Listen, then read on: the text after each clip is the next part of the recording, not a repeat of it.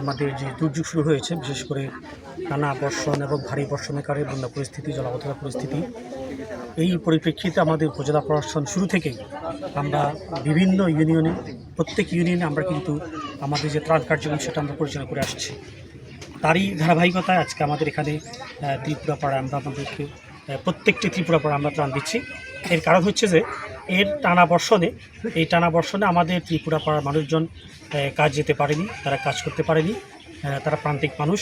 তাদের এই ভারী বর্ষণের ফলে তারা কিন্তু এই মেইন স্ট্রিমে গিয়ে তারা কিন্তু কোনো কাজ করতে পারেনি, তার অভাব রয়েছে।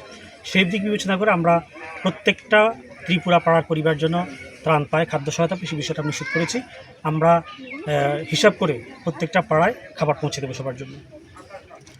আচ্ছা, তাদের জন্য প্রথমত যে বিষয়টা আমরা এখন কাজ করছি ক্ষতি নিরূপণ নিয়ে, কী পরিমাণ ক্ষতি হয়েছে, কার ক্ষতি হয়েছে এই বিষয়ে আমরা কাজ করছি কৃষি দপ্তরের সাথে। সরকার আমাদের কাছে এ ধরনের তথ্য চেয়েছে যে কোন এলাকায় কত ধরনের কৃষি ক্ষতিগ্রস্ত হয়েছে। তারপর সরকারের পক্ষ থেকে অবশ্যই একটা পুনর্বাসন পরিকল্পনা আসবে, সেই অনুযায়ী আমরা কাজ করব। এছাড়াও আমরা স্থানীয় সরকার অর্থাৎ উপজেলা পরিষদের পক্ষ থেকেও আমরা কিছু স্কিম নিব।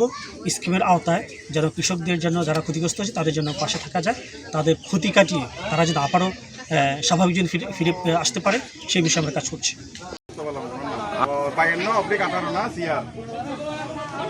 এটা